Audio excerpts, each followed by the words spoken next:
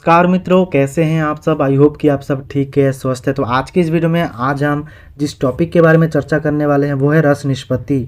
ये आपके सिलेबस का एक बहुत इंपॉर्टेंट सा टॉपिक है। इससे लगभग 4 से 5 प्रश्न रहता है और पिछले बार के जो सीयूईटी पेपर था उसमें भी जो है इस रस निष्पत्ति अर्थात रस से रिलेटेड जो है 4 से 5 प्रश्न थे। इसलिए आपकी परीक्षा की दृष्टि से ये बहुत इंपॉर्टेंट सा एक वीडियो होने वाला है। तो इस वीडियो को लास्ट तक देखते रहिए और अपने दोस्तों के साथ भी शेयर कर दीजिए ताकि इस वीडियो का जो लाभ है अधिक से अधिक लोगों तक पहुंचे। और अगर आप मेरे इस चैनल पर पहली बार आए हैं या फिर सब्सक्राइब करके नहीं रखे चैनल को तो प्लीज़ सब्सक्राइब करके बेल आइकन प्रेस करके रखिए ताकि आगे आने वाली जो सीयूईटी की वीडियोस है उन वीडियोस की नोटिफिकेशन आप सबसे पहले प्राप्त कर सके। तो चलिए आज का जो ये रस निष्पत्ति वाला जो वीडियो है इस वीडियो को स्टार्ट करते हैं। तो जो रस सूत्र है वो आचार्य भरत मुनि ने कहा है कि विभाव अनुभाव व्यभिचारी संयोगात रस निष्पत्ति, जो नाट्यशास्त्र में कहा गया है।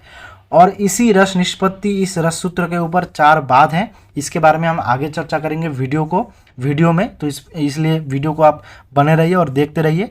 और काव्य प्रकाश में रस का स्वरूप प्रदान किया गया है, ठीक है, कि रस क्या है, उसके अंतर्गत क्या अंग होते हैं। तो उन स्वरूप का वर्णन करते हुए काव्य प्रकाश में कहा गया है कि कारणान्यथा कार्याणि सहकारिणी यानि च रात्यादेः स्थायिनो लोके तानि चेत नाट्यकाव्ययोः विभाव अनुभावस्तत्कथ्यन्ते व्यभिचारिणः व्यक्तः सतेर्विभावाद्यै स्थायी भावो रसस्मृतः। ये जो स्थायी भावो रसस्मृतः ये जो पंक्ति है काफ़ी इंपॉर्टेंट है। ये दे देगा पंक्ति, मान के चलो कि कहाँ कहा गया है। ये पंक्ति कहाँ से उद्धृत है? काव्य प्रकाश, दश रूपक, नाट्यशास्त्र, साहित्य दर्पण। फिर क्या है, हम पढ़े हुए चीज़ भी जो है एग्जाम हॉल में कन्फ्यूजन में आ जाते हैं। फिर काव्य प्रकाश की जगह 10 रूपक मान के चलो, नाट्यशास्त्र मार के आते हैं। तो इसीलिए पंक्ति से आपको पढ़ाया जा रहा है कि स्थायी व्यक्तः स तेर विभावाद्य स्थायी भावो रसस्मृतः।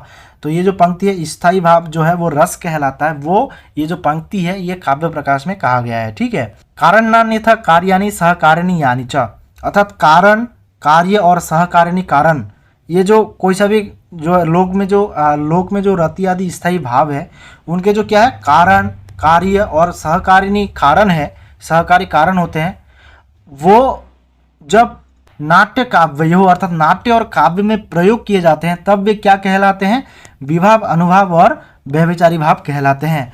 और इन्हीं तीनों से, विभाव, अनुभाव और व्यभिचारी भावों से जो व्यक्त स्थायी भाव है, व्यक्तः तेर विभावाद्य, जो व्यक्त स्थायी भाव है क्या कहलाता है? रस कहलाता है। रसस्मृतः, स्थायी भावो रसस्मृतः, वो रस कहलाता है। वही यहाँ पर कहा गया है कि लोक में रति आदि स्थायी भाव के जो कारण है, कार्य और सहकारी कारण होते हैं, वे नाट्य और काव्य में प्रयुक्त होते हैं तो क्रमशः विभाव, अनुभाव और व्यभिचारी भाव कहलाते हैं। और उन विभावादि से व्यक्त जो स्थायी भाव है, स्थायी भाव वो रसस्मृतः, जो रस है वो स्थायी भाव से जो व्यक्त होता है वो रस कहलाता है। और रस के कितने अंग होते हैं? तो 3 अंग होते हैं, विभाव, अनुभाव और व्यभिचारी भाव। तो जो विभाव है वो कारण कहलाता है। जो कारण, कोई सा भी कार्य हो वो बिना कारण के नहीं उत्पन्न होता है, ठीक है। जो घट है, मिट्टी है, इसीलिए तो घट है ना। तो ठीक वैसे ही कारण चाहिए, उसके बाद कार्य भी चाहिए और सहकारी कारण भी चाहिए। और इन चीज़ों से, तीनों चीज़ों से जो व्यक्त होता है और वो होता है स्थायी भाव और वो रस भी कहलाता है। तो जो विभाव है वो 2 प्रकार का होता है, आलम्बन विभाव और उद्दीपन विभाव। अनुभाव जो है वो कार्य भी कहलाता है और व्यभिचारी भाव सहकारी कारण होता है जो 33 प्रकार का होता है। तो विभाव के बारे में जानते हैं। विभाव के विषय में कहा गया है विभाव्यन्ते अनेन बागंग सत्वाभिनय इति विभावाः। बाग, अंग, सत्वाभिनय अर्थात आंगिक, वाचिक और सात्विक अभिनय के सहारे जब चित्तवृत्तियों का विशेष रूप से विभाजन अर्थात विभाव्यन्ते विभाजन किया जाता है, आंगिक, वाचिक और सात्विक अभिनय के माध्यम से जब चित्तवृत्तियों का विशेष रूप से विभाव्यन्ते अर्थात विभाजन किया जाता है, उस ज्ञापक वाले हेतु को क्या कहते हैं? विभाव कहते हैं। यथा विभावितम विज्ञातम इत्यार्थंतरम, ठीक। और ये जो विभाव है वो 2 प्रकार के कहलाते हैं, अर्थात ये जो होता है ये कारण होता है। कारण 2 प्रकार के होते हैं जो रस की उत्पत्ति होती है, अनुभूति होती है। जैसे श्रृंगार रस का हम उदाहरण में देख लेते हैं कि वो 2 प्रकार का होता है विभाव, एक है आलम्बन विभाव, एक है उद्दीपन विभाव। तो जो आलम्बन विभाव है, मान के चलिए एक पात्र है नायक और नायिका। तो श्रृंगार आदि रस के लिए नायक और नायिका का होना जरूरी है। ये तो हो गए एक कारण। और एक कारण क्या हो गया, उद्दीपन विभाव। ये क्या कहते हैं, उद्दीपन विभावास्ते है रसम उद्दीपयंती है, अर्थात उद्दीपन विभाव वे कहलाते हैं जिसे रस की, जो रस को उद्दीप्त करता है, जैसे चांदनी रात, एकांत स्थान, शारीरिक चेष्टाएं, अंगी भंगिमा। ये क्या कहता है, वो रस को और बढ़ाता है। ये तो दोनों जरूरी है और साथ में ये भी जरूरी है उद्दीपन विभाव, ये उद्दीप्त करता है रस को और उद्दीप्त करता है। तो इस प्रकार से जो विभाव है वो दो प्रकार के होते हैं, आलम्बन विभाव और उद्दीपन विभाव। आलम्बन विभाव में नायक और नायिका आते हैं जो एक दूसरे को आलम्बन करके रस की उत्पत्ति करते हैं, और उद्दीप विभाव जिससे उद्दीप्त होता है, जैसे चांदनी रात, एकांत स्थान, शारीरिक चेष्टा इत्यादि, और ये विभाव के अंतर्गत आते हैं। और विभाव जो है वो कारण भी कहलाता है। इसके बाद है अनुभाव। अनुभाव जो है वो कार्य कहलाता है, ठीक है। अनुभावयंती इति अनुभावः, कहा गया ना, अनुभावयंती इति अनुभावः, अर्थात जो भावों का अनुभव कराते हो उन्हें अनुभाव कहते हैं। साहित्य दर्पण में अनुभाव के विषय में कहा गया है, उद्बुद्धम कारणे ही स्वै स्वैर बहिर्भावम प्रकाशयन लोके यह कार्य रूपः सो अनुभावः काव्य नाट्यो, अर्थात अपने अपने आलम्बन या उद्दीपन कारणों से सीता आदि के भीतर उद्बुद्ध रति आदि रूप स्थायी भाव को जो बाह्य रूप में प्रकाश करता है। किस रूप में प्रकाश करते हैं, ये तो दोनों जरूरी है, आलम्बन विभाव, उद्दीपन विभाव, कारण आदि जरूरी है। सीता आदि राम के भीतर जो स्थायी भाव है उसको जो बाह्य रूप में प्रकाश करता है, ठीक, किस रूप में, बाह्य रूप में जो प्रकाश करता है वो रति आदि कार्य रूप काव्य और नाट्य में क्या कहलाता है, अनुभाव नाम से जाना जाता है, ठीक है। अर्थात अनुभावयंती इति अनुभाव, जो भावों को अनुभव कराते हो वे अनुभाव कहलाते हैं। इसके बाद है व्यभिचारी भाव, इसको सहकारी कारण भी कहते हैं, अर्थात हेल्पिंग वर्ब, ठीक। क्या कह रहे हैं, विविधम अभिमुख्येन रसेषु चरन्ति इति व्यभिचारिणः, अर्थात जो रसों में नाना रूपों से विचरण करते हैं और रसों को पुष्ट कर आस्वाद के योग्य बनाते हैं उनको व्यभिचारी भाव कहते हैं। जो रसों में नाना रूप से क्या करते हैं, विचरण करते हैं, कहना कि विविधम अभिमुख्यन रसेषु चरन्ति इति, जो विचरण करते हैं और रसों को पुष्ट कर आस्वाद के योग्य बनाते हैं उनको व्यभिचारी भाव जो है कहते हैं। और साहित्य शास्त्र में व्यभिचारी भावों की जो संख्या है वो 33 प्रकार के मानी गई हैं। वो कौन कौन से हैं, वो है निर्वेद ग्लानि शंकाख्याः तथा सूया मदः श्रमः आलस्यम चैव दन्त्यम च चिंत्या मोह स्मृतिर्धितिः व्रीडा चपलता हर्षः आवेगो जड़ता तथा गर्व विषाद औत्सुक्यम निद्रापस्मार एव च सुप्तम विबोधो मर्षश्च प्याबहिथमथोग्रता मतिर्व्याधिस्तथोन्मादः तथा मरणम एव च त्रासश्चैव वितरकश्च विज्ञेया व्यभिचारिणः त्रयं त्रिंशत् अमीभावाः समाख्यातास्तु नामतः, अर्थात त्रयस्त्रिंशत् भावाः, ये जो 33 प्रकार के भाव है ये व्यभिचारी भाव से समाख्यातास्तु नामतः, व्यभिचारी भाव के नाम से जाने जाते हैं। ये जो निर्वेद ग्लानि इत्यादि जो है ये 33 प्रकार के व्यभिचारी भाव हैं। इसके बाद है स्थायी भाव। तो स्थायी भाव क्या कहते हैं, जैसे इसमें नाम से ये स्थायी, जो ऑलरेडी विद्यमान है आपके अंदर, जो स्थायी रूप से है, जो नित्य रूप से है, क्या है, वही कह रहा है कि रस की प्रक्रिया में आलंबन विभाव और उद्दीपन विभाव को रस का बाह्य कारण समझना चाहिए, और रसानुभूति का जो आंतरिक और मुख्य कारण है वो है स्थायी भाव। किसी के अंदर फीलिंग्स है नहीं तो अगर कोई बाह्य रूप से भी उसको प्रकाश करना चाहे तो नहीं कर पाएगा जब तक उसके अंदर वो फीलिंग्स ऑलरेडी विद्यमान नहीं है। इसीलिए कहा गया कि रसानुभूति का जो आंतरिक और मुख्य कारण है वो है स्थायी भाव, और स्थायी भाव मन के अंदर रहने वाला प्रसुप्त संस्कार है। वही कहा मैं, प्रसुप्त संस्कार, जो सोया हुआ एक प्रसुप्त संस्कार है जो अनुकूल, अर्थात जब चाहिए होता है तभी वो आलंबन तथा उद्दीपन रूप उद्बोधक रूप सामग्री को प्राप्त कर अभिव्यक्त हो उठता है और रस में एक अपूर्व आनंद का संचार कर देता है। आई होप कि ये आपको समझ में आएगा। जो ऑलरेडी आपके अंदर प्रसुप्त संस्कार है और यही मेन कारण है। एक होता है प्रमुख कारण, एक है गौण कारण। प्रमुख कारण यही है कि आपके अंदर स्थायी भाव है, फीलिंग्स है। गौण कारण ये होगा कि आप रस जो श्रृंगार का नाटक पढ़ लिए तो आपके अंदर श्रृंगार रूप भाव आ गया। वीर रस का कोई नाटक वगैरह पढ़ लिए, काव्य पढ़ लिए तो आपके अंदर वीर रस आ गया। तो लेकिन वो जो आ कहाँ से रहा है, वो स्थायी भाव से आ रहा है, ठीक है, जो आपके अंदर प्रसुप्त जो संस्कार है। इसीलिए कहा गया है व्यक्तः स तैर्विभावाद्यैः स्थायी भावो रसस्मृतः, ठीक। और ये जो स्थायी भाव है ये क्या है, व्यवहार दशा में मनुष्य को जिस प्रकार की अनुभूति होती है उसी को ध्यान में रखकर प्राय 8 प्रकार के स्थायी भाव माने जाते हैं। तो देखिए 8 प्रकार के रस माने हैं आचार्य भरत ने नाट्यशास्त्र में, और उन्हीं रसों के जो है स्थायी भाव है अलग अलग, वो है रतिर्हासश्च शोकश्च क्रोधोत्साहो भयम तथा जुगुप्सा विस्मयश्चेति स्थायी भावाः प्रकृतिताः। क्या है, रतिर्हासश्च शोकश्च क्रोधोत्साहो भयम तथा जुगुप्सा विस्मयश्चेति स्थायी भावा प्रकृतिता। अर्थात रति, हास, शोक, क्रोध, उत्साह, भय, जुगुप्सा, विस्मय, ये जो है 8 प्रकार के स्थायी भाव कहलाते हैं। और चूंकि काव्य प्रकाशकार और जो आपका साहित्य दर्पणकार है आचार्य मम्मट और विश्वनाथ, उन्होंने शांत रस को भी माना है नवम रस के हिसाब से, ठीक है। इसीलिए काव्य प्रकाशकार कहते हैं निर्वेद स्थायी भावोस्ति शांतो अपि नवम रसः। अर्थात जो निर्वेद है वो शांत रस का स्थायी भाव है और शांत रस को जो है नवम रस माना गया है।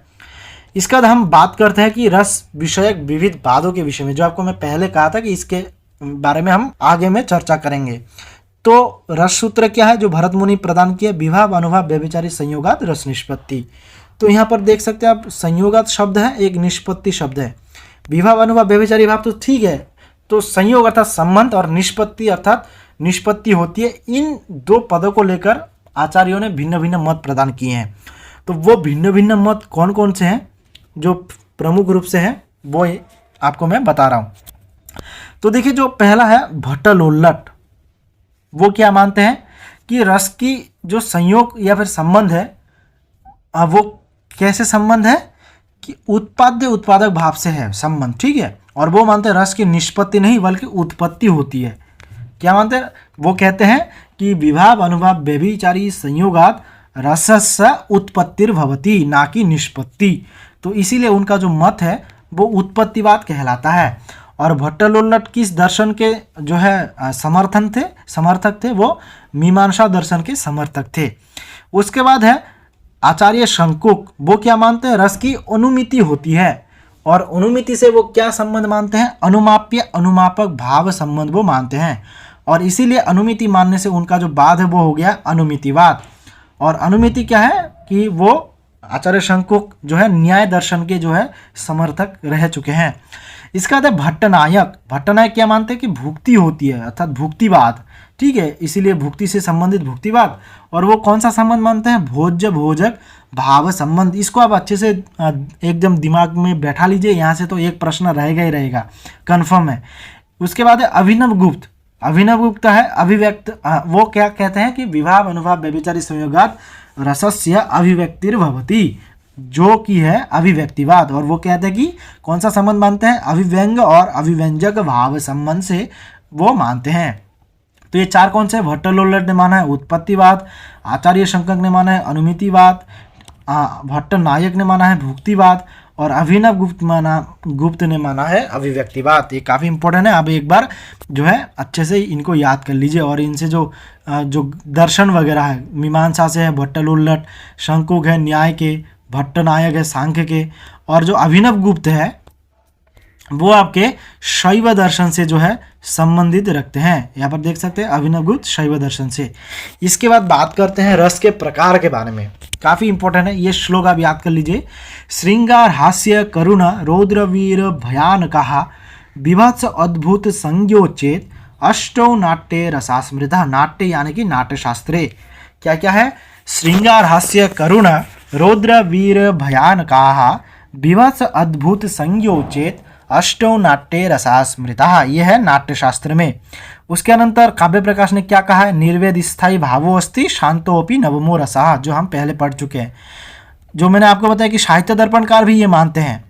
कैसे मानते हैं, यहाँ पर देखिए, श्रृंगार हास्य करुण रौद्र वीर भयानकः, पहली पंक्ति वही है, विभत्स अद्भुत, ये भी सही है, इत्यष्टौ रसः शांतस तथा मतः, अर्थात उसके अनुसार और एक भी है, वो है शांतरस, तो वही यहाँ पर कहा गया है कि जो आचार्य भरत है वो 8 प्रकार के रस मानते हैं, और आचार्य मम्मट और विश्वनाथ, ये काफ़ी इंपॉर्टेंट है, पूछ सकता है, ठीक है, कि आचार्य मम्मट और विश्वनाथ कितने रस मानते हैं, तो वो 9 रस मानते हैं, और आचार्य भरत 8 प्रकार के रस मानते हैं। वो क्या कहते हैं, जो 9 रस माना है वो है शांतोपि नवमो रसः, काफ़ी फेमस पंक्ति है।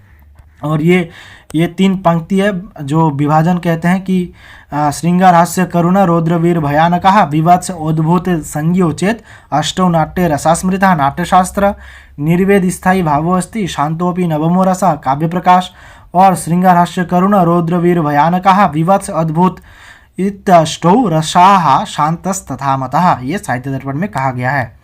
तो ये भी यहाँ से भी पिछले बार एक प्रश्न था कि देवता से रिलेटेड था और वर्ण से रिलेटेड था, इसको भी आपको याद करना है, ठीक है। यहाँ से तो प्रश्न रहेंगे। तो श्रृंगार रस है, श्रृंगार रस का रति है, स्थायी भाव है रति, वर्ण है श्याम, देवता है विष्णु। इसका हम ट्रिक्स भी बताएंगे आप लोगों को कि कैसे याद करना है, तो इसीलिए इस वीडियो में बने रहिए। और वीडियो को अगर आपने लाइक नहीं किया है तो लाइक भी कर दीजिए।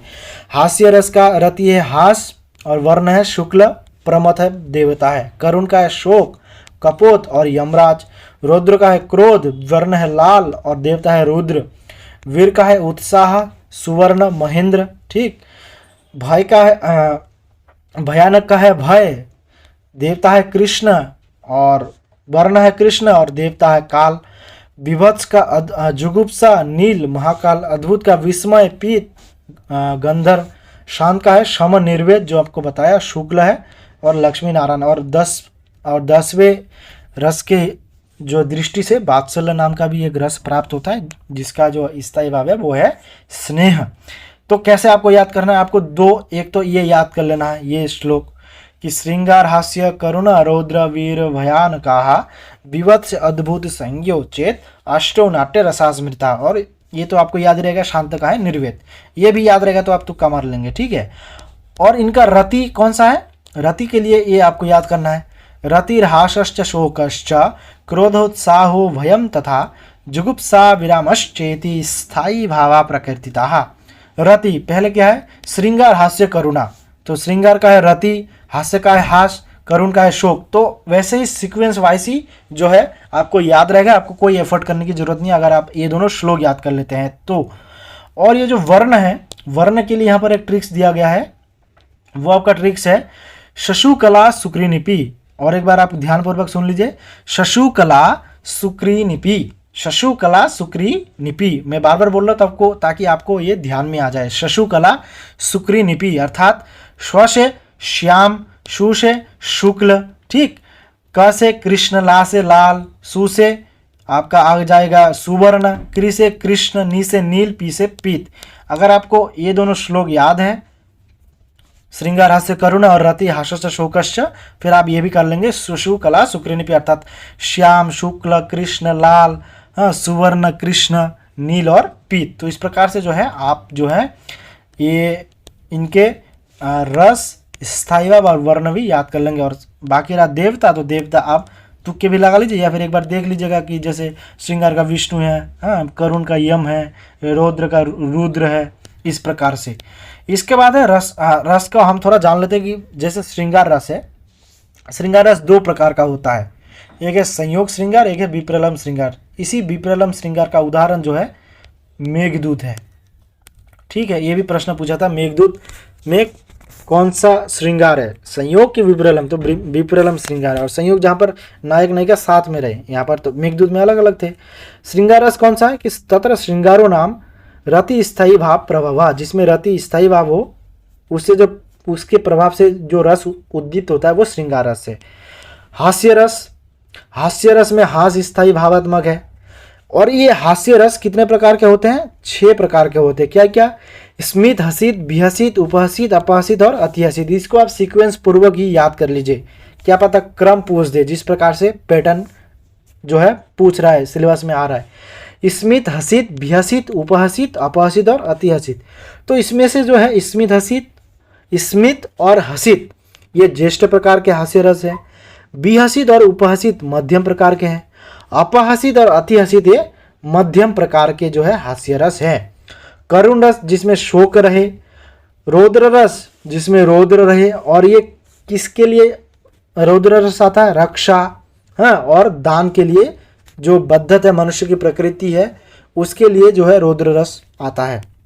और वीर रस भी 4 प्रकार के हैं, दानवीर, धर्मवीर, महावीर और दयावीर। दानवीर में है कर्ण, धर्मवीर धर्मराज युधिष्ठिर, महावीर में है राम, और दयावीर का कोई उदाहरण प्राप्त नहीं होता है। भयानक रस अथ भयानको नाम भय स्थायी भावात्मक, जिसमें भय स्थायी भाव हो। विवच जिसमें जुगुप्सा स्थायी भाव हो। अद्भुत जिसमें विस्मय स्थायी जो है भाव आपका रहे। तो इस प्रकार से जो आपका जो इम्पोर्टेंट सा टॉपिक था रस निष्पत्ति, रस के बारे में भी बताया आप लोगों को, निष्पत्ति के बारे में भी बताया। तो आई होप ये वीडियो आपके लिए काफ़ी इन्फॉर्मेटिव और हेल्पफुल रहा। तो प्लीज़ वीडियो को दोस्तों के साथ भी शेयर कर दीजिए, अपने व्हाट्सएप ग्रुप के साथ शेयर कर दीजिए, ताकि इस वीडियो का जो लाभ है अधिक से अधिक तक लोगों तक पहुंचे। तभी जो है मेरा जो ये चेष्टा है, प्रयत्न है, सार्थक रहेगा। तो आज की इस वीडियो में इतने, मिलते किसी नए वीडियो में, तब तक के लिए जय हिंद।